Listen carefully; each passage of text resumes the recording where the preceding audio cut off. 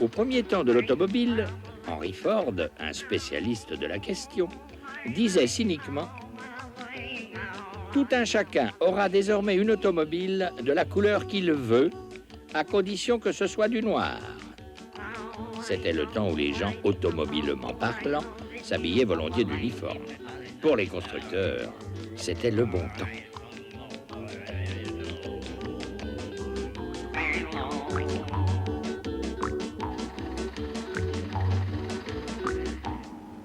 Mais les temps, justement, ont changé. Si on analyse de près le processus de production, on s'aperçoit que les éléments passent plus de 95% du temps à attendre et 5% seulement à être transformés et usinés. Un vilebrequin qui passe à peine 1 heure entre les mains des machines passait 9 jours au total en attente multiples entre les opérations avant vérification, dans les transports, etc. Si l'on veut être efficace, c'est donc bien sur ces 95% de temps mort que doivent porter d'abord nos efforts, pour, dans l'idéal, les réduire pratiquement à 0.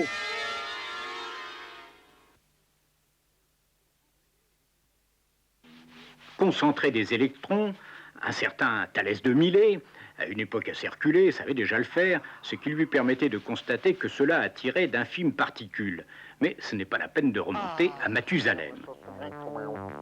Quand vous avez traîné vos pieds sur de la moquette, vous vous êtes chargé en électricité, et quand vous touchez un corps métallique, vous vous déchargez. Vous pouvez faire la même chose avec une règle en plastique.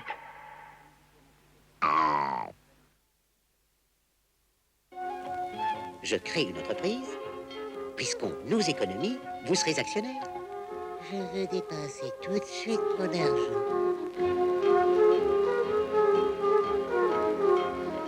Ah non, il y a trop de risques. Et vous? Ok. Ok.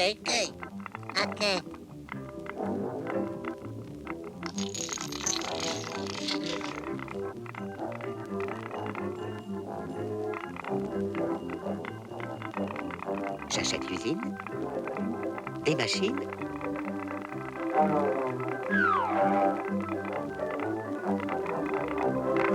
Voici les champions fatigués. Contrairement aux premiers, ils avaient pris un départ foudroyant. Pour eux, les groupes d'expression, c'est un peu une partie de tennis qu'on joue en face de la hiérarchie. Les balles, ce sont des questions, des problèmes, que les partenaires sont censés renvoyer sous forme de réponse. Pour nos champions, le jeu du groupe d'expression est d'imaginer le plus de questions ou de problèmes possibles. Après quoi, ils montent au filet.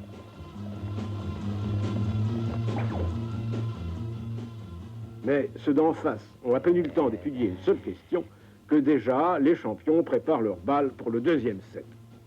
Mais cela marche déjà un peu moins bien. Les questions viennent moins facilement. Côté partenaire, il peut se passer deux choses. Submergés, ils n'ont pas le temps d'étudier les questions à fond, les réponses sont hâtives, les solutions décevantes. Ou bien on n'ouvre même pas les balles et on les renvoie avec un non péremptoire et définitif. Toujours est-il qu'au bout de peu de temps, les champions n'ont plus trouvé de questions et, faute de balles, le jeu s'est arrêté. Les grosses locomotives du milieu du 19e siècle tournaient avec les mêmes graisses que les premiers chars mésopotamiens, l'huile d'olive et le lard de cochon. Malgré tous les efforts, l'adjonction de laurier, de caoutchouc, de savon, de sel, de poivre, de graisse d'oie, d'huile de baleine, le règne végétal et le règne animal avaient atteint leurs limites.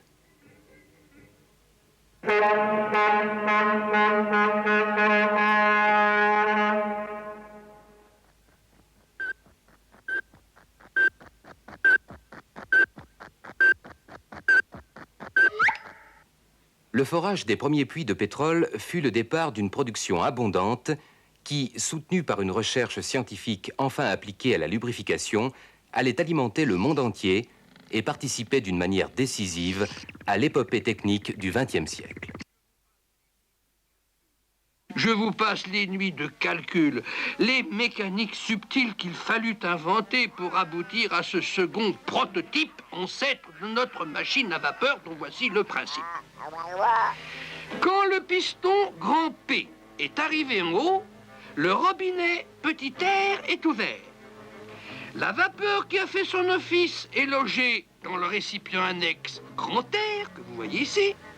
Le piston grand P redescend et le robinet petit r est fermé. Aussitôt après, des shadocks-pompiers refroidissent énergiquement le dit récipient. La vapeur refait de l'eau qu'on renvoie à ses foyers de l'autre côté.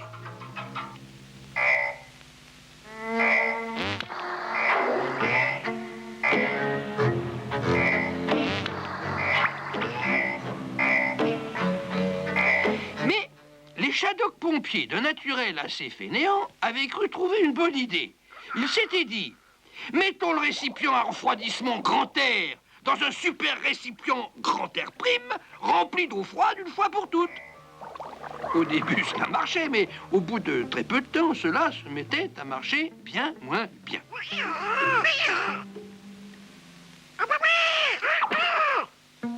L'eau du super récipient était aussi chaude que celle de la chaudière et la machine à vapeur ne machinait plus. Car il faut se mettre à la place de la vapeur.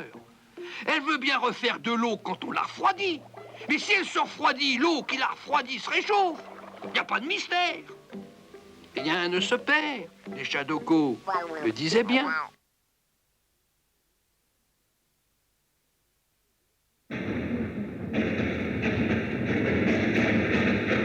L'électricité, cela a toujours existé. Mais au début, ce n'était pas très amusant.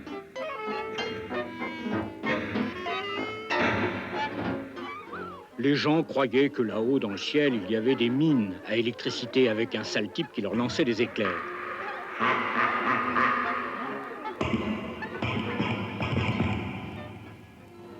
Et puis 20, 30 siècles après, tout change, tout s'illumine. C'est le miracle de l'énergie électrique. Alors pour les gens, ce n'est plus Jupiter avec ses éclairs, c'est la bonne fée électricité qui met du courant dans les fils. Aujourd'hui, bien sûr, on sait qu'il n'y a pas de fée, pas de mine à électricité, pas de miracle. Alors, si vous voulez, on va faire un voyage en électricité.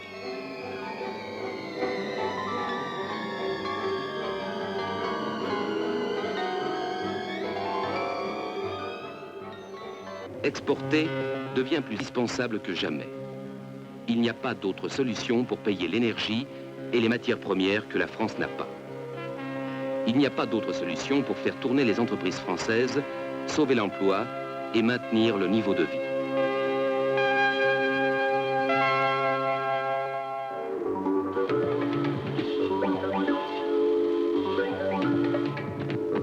La France exporte 20% de sa production, ce qui donne du travail à 5,5 millions de salariés. Ce nombre augmente de plusieurs milliers chaque année.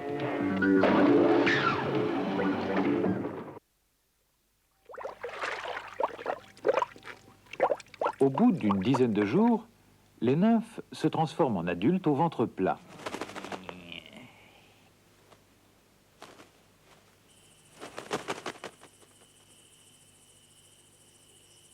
Mais la femelle est très attendue, car elle ne peut, comment dire, avoir des rapports qu'une seule fois dans sa vie, et cela, le jour de sa venue au monde.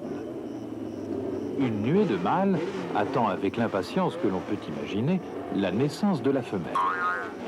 Le premier arrivé a gagné.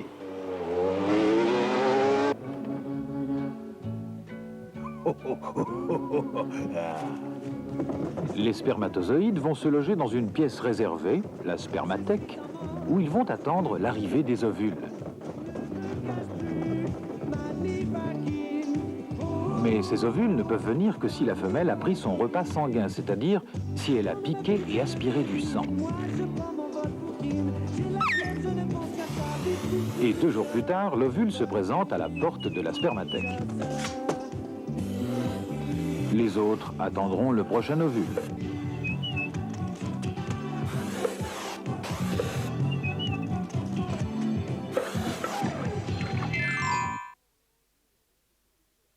Or, l'ennui avec les communications humaines, c'est qu'on a toujours le sentiment qu'elles fonctionnent bien. Monsieur Dupont a ce sentiment-là, car en effet, il a tout ce qu'il faut pour communiquer. Il parle bien aux gens, il serre des mains, fait des réunions, il rédige des notes, des bulletins, des brochures, des journaux. Il fait des panneaux d'affichage et des expositions. L'audiovisuel n'a plus de secret pour lui, pas plus que les informatoscopes et ustensiles de communication dernier modèle. Tout cela est parfait, parfois même indispensable, mais tout cela ne suffit pas pour que l'information de M. Dupont soit, comme on dit, communicante. Pour que l'information soit communicante, il faut qu'il y ait quelqu'un qui écoute. Pour que quelqu'un écoute, il faut que cela l'intéresse. Et pour savoir ce qui l'intéresse, il faut le laisser parler. D'où première règle, avant de savoir quoi dire et quoi faire, il faut d'abord vouloir écouter.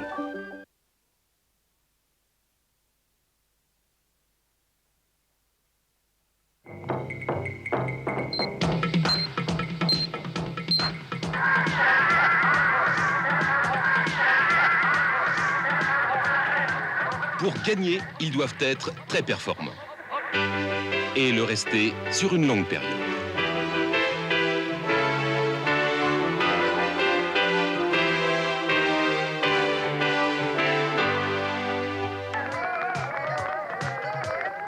Nos champions les plus performants dévoilent leur stratégie de financement. Lui, par exemple, avait de l'argent à investir. Il a donc pu s'autofinancer. C'est tout simple. Celui-ci a emprunté à son banquier, qui sait qu'il est très performant et qu'il le remboursera.